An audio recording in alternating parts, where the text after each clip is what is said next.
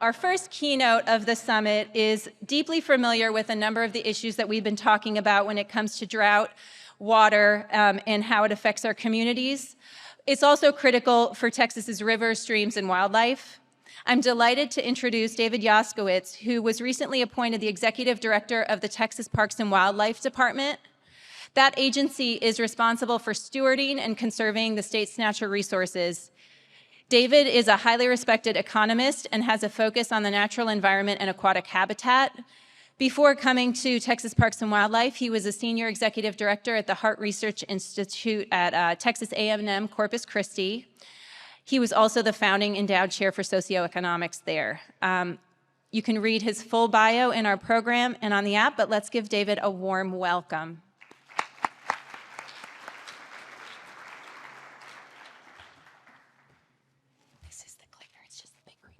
Okay, thank you, Leah. Thank you, everyone. It's great to be here. I see a lot of friends in the room today, a lot of familiar faces. As Leah alluded to, I've spent a lot of time working on water issues. I've had the chance to attend this conference a number of times before. I really cut my teeth, though, on surface water, so it took me a lot of time to get up to speed on groundwater issues across the country and in Texas in particular. But I have to thank Vanessa Pugh-Williams for helping me get up to speed on some of those issues that are so important to Texas and Texans, and not only of today, but of what Texas will look like in 2050. And what I'd like to do with you today is, I always have a tough time. What should the title of a talk be? I guess you don't have to have a title, but I thought we ought to have a title. And so I started out with The Future Starts Today, or maybe really what I'm going to do is tell you what department is up to as it relates to water. But I think it's also beneficial for all of you to know the breadth and depth that the department goes to enhance and protect, our natural resources, our public trust resources, of which we have quite a few. So just a couple of numbers to share with you. We have 3,100 employees that work in all 254 counties in Texas, the 270,000 square miles that makes up Texas. That consists of 13 different divisions. But the ones you might be most familiar with are our state parks, law enforcement or game wardens, wildlife division, coastal fisheries, and inland fisheries. But we also have a lot of support resources that really carry out the day-to-day activities of the department. And in fact, I spent the morning and early afternoon with our inland fisheries team. They were gathering downtown in San Antonio today for one of their all-division meetings. And it was actually really apropos that I was able to spend that time with them, because a lot of what I want to talk about with you today is exactly what that team, Inland Fisheries, is involved in. And the title Inland Fisheries, yes, they have a connection to fish. They do a lot about fish. But also what they do a lot of is water work. And many of you know our inland fisheries staff. They work with you. You know our biologists that work on the landscape.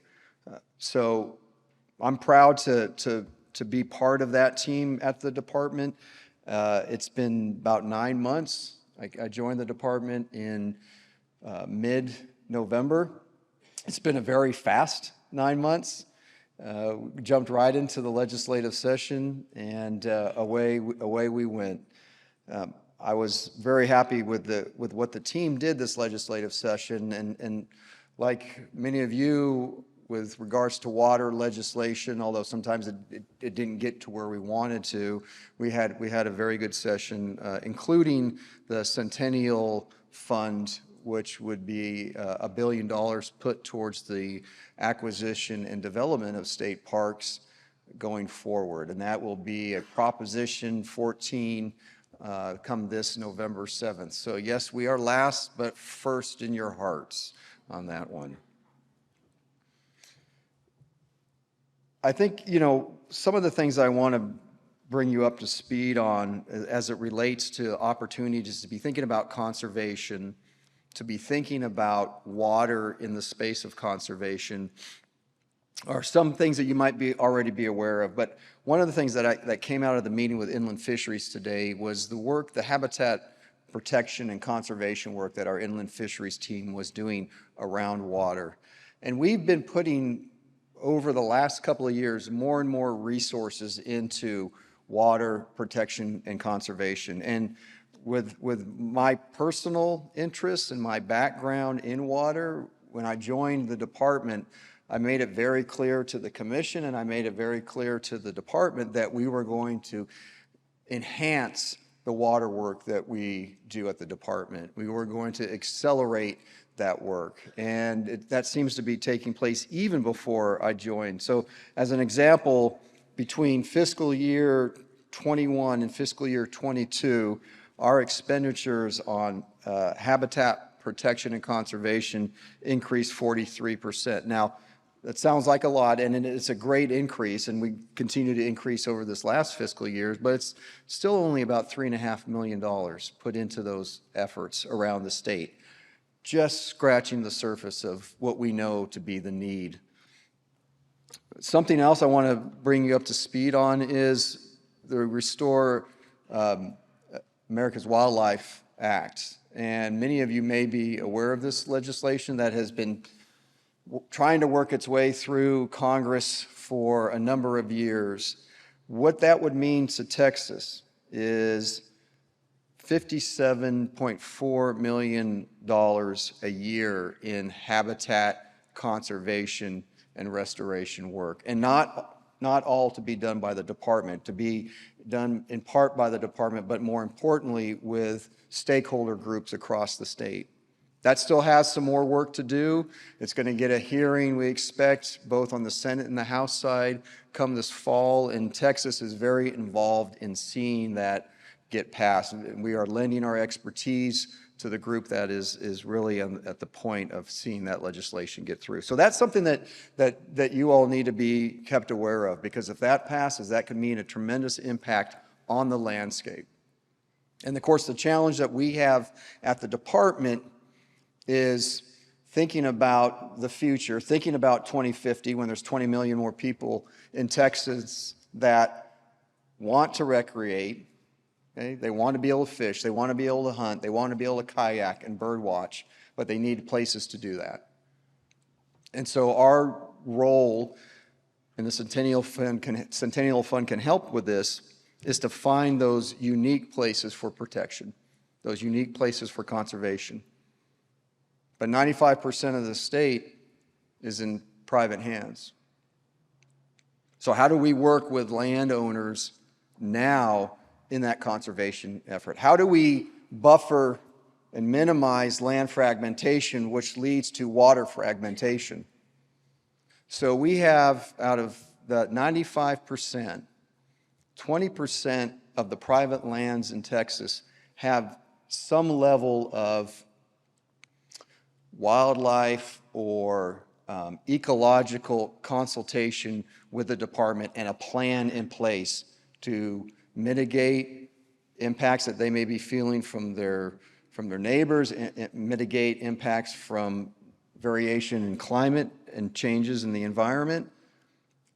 So 20% of the private lands has some sort of management plan in place that individual landowners have worked with the department on. Our connection to groundwater in particular is really through a lot of the science that we do. And many of you in this room have probably worked with our scientists in the Inland Fisheries Division.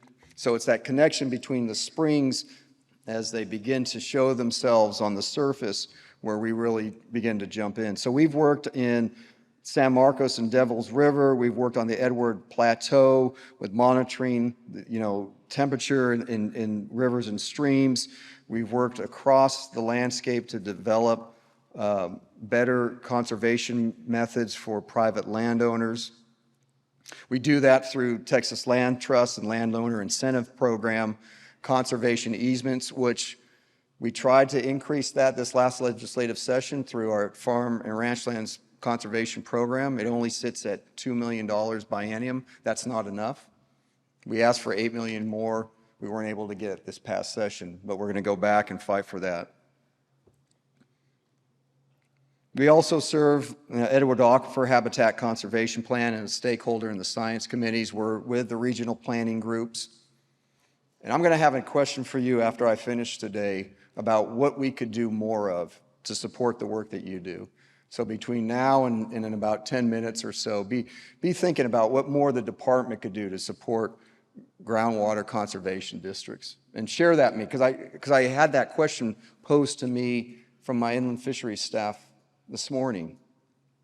I guess some of them knew I was coming out to talk today, and they said, can you present that question to the association about what more the department can do? So I'm posing that question to you now, and I'll look forward to your responses. I have only 3 slides, and this is one of them. And I want to show kind of how things have changed for the department over time when we think about how we are managing and getting involved with water resources. This is just somebody, yeah, just hit next. Perfect, thank you. Thank you.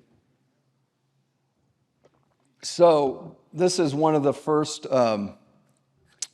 involvements that the department had with water, and in particular spring water, in Balmorhea State Park.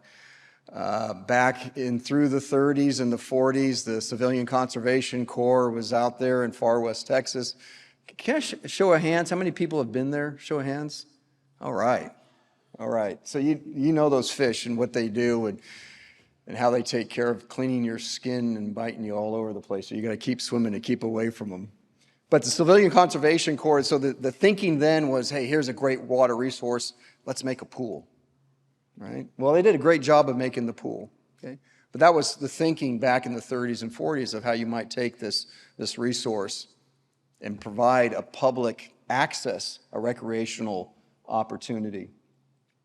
And during that time, the CNAs were dried up. Changes happened.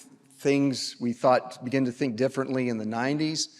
And in the 90s, we began to think about, hey, maybe we can get water back on the landscape. Maybe we can get these desert wetlands that were once here back on the landscape. And that's when the department said, okay, we can't get rid of the pool, but we can return some of the habitat that existed in this area. And so you see in that upper right-hand corner, part of that effort to do that, to get those desert wetlands back in place. See if there we go. Fast forward to a few months ago. And Honey Creek State Natural Area, Honey Creek Watershed in Comal County, one of the, I think is the fastest growing county in the state, is that right? Yes, fastest growing county in the state. We had the opportunity to do something incredible. There was the possibility of a 1,600 home subdivision going on the landscape right over where the watershed is for Honey Creek.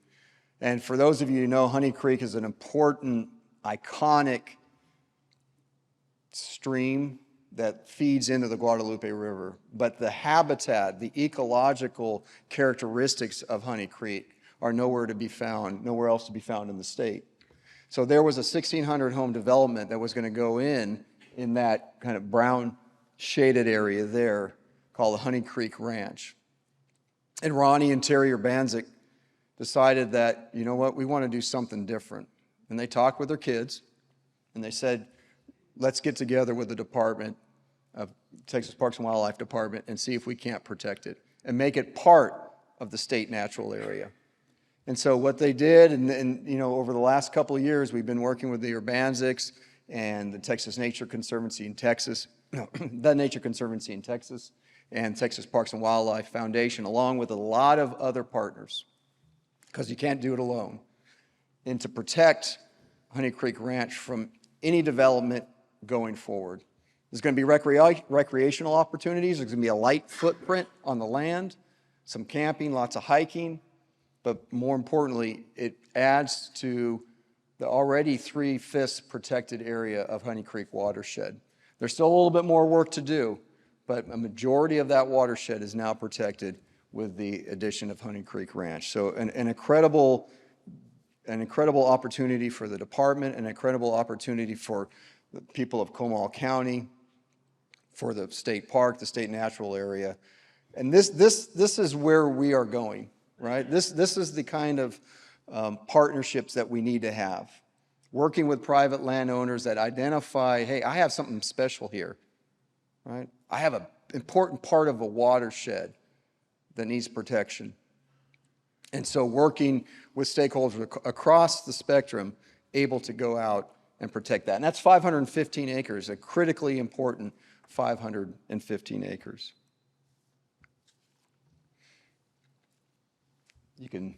There we go. That's the end of the slideshow.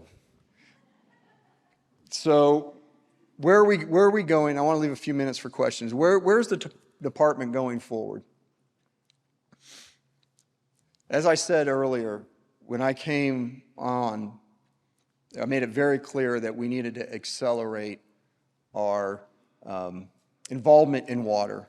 We've had some challenges with legal standing that we can have, and what we're able to do in permitting process, but we also have a really critical and important role to play in the protection of our critters, right, and the protection of our important ecological assets. I mean, we are the stewards of our public trust resources.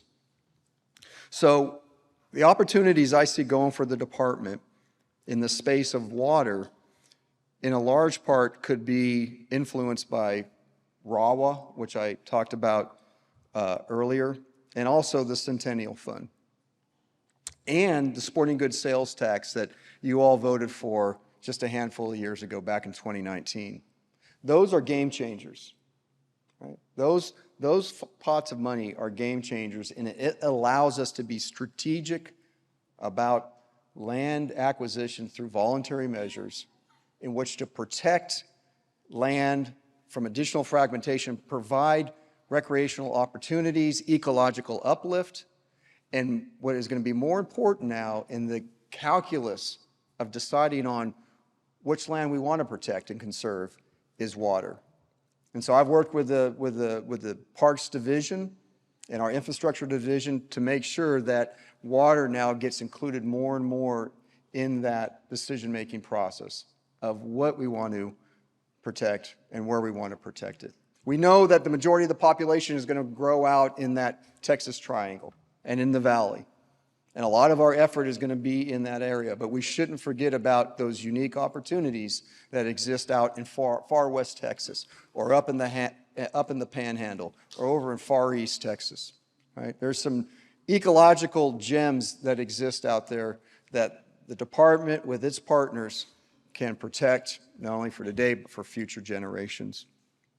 And so one thing that I think that when I've come into this job, I've really thought about conservation and my role in it is thinking about how conservation needs to be selfless, right? That in order to make a lasting, meaningful, impactful movement, that you can't do it alone, that it takes partners. And Honey Creek Ranch is a perfect example of that, that could not have happened without partners. But is that impactful? Absolutely. Absolutely impactful. I think I'm good for time. Thank you. I do, but I wanted to leave some time for questions that you might have of me. But I got the jump on you. I asked you all a question about what more could the department be doing for all of you. And so I'd be happy to hear that or any questions that you have for me. I know we have a few minutes before our next speaker. Yep. So thank you, though. Questions or anybody ready to give an answer? And you can always email me, but if you have something now, yes.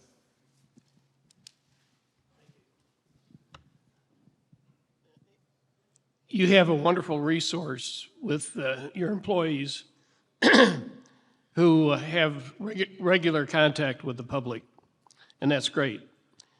I'm wondering if that process of your employees, particularly out in the parks, dealing with the public day to day, they would be wonderful ambassadors to water conservation and water knowledge. I'm wondering if some kind of informative, helpful program could be developed to let them become better knowledgeable, more prepared to help the public understand what water is all about, the source of it, the storage of it, what happens with water. And I think this is really important because you have so many contacts that aren't available elsewhere. And at the same time, it sure seems to me that, particularly with this drought, I've noticed how many folks in my daily contact, and I meet with a lot of people, truly have little idea about any of this. They don't understand, don't know. They may care if you ask them and are willing to listen, willing to learn, but won't take it on themselves typically to study. So when they're out in the parks, your folks could be extending that knowledge onto the public, and that would be a really good thing to do. Thank you. Yeah, thank you for that. We have 10 million visitors a year right now. That's only going to increase, and that's a lot of people to touch for sure. No, I appreciate that comment. Thank you. Other questions or answers for David? I don't have a question or an answer. I just want to thank you for your plug of Balmorhea State Park and San Solomon Springs. At Reeves County, my board of directors fund research in and around the springs every year with the UT Bureau of Economic Geology and with Southwest Research. And they love those springs more than anyone, and they want to keep them flowing. But I want to encourage everyone who hasn't been there, come there in the fall, winter, or early spring. That water stays 74 degrees, so it's like a warm bath. And I go, that's what my exercise is, 2 or 3 times a week. At night, I go and swim in it. So y'all come enjoy it. I'm jealous. That's great. Thank you for that.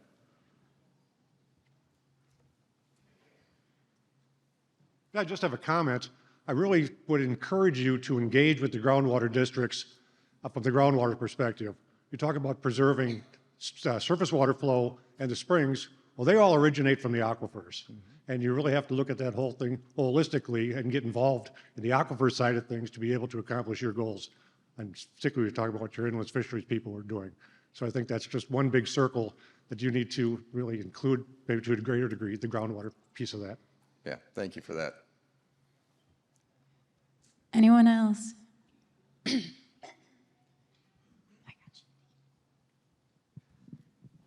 think about 2 sessions back in the legislature, there was a bill to give Parks and Wildlife standing in permits, contesting permits, and I don't think that bill made it through the session. Would you pursue that type of policy? Yeah, we were pursuing that again. Sorry, a little dry. We were pursuing that again this year, this last legislative session, and it didn't go anywhere. I mean, we think it's important, given our role as being stewards of our public trust resources, that we have that standing, and we'll look at doing that again next session. Yeah. Anyone else?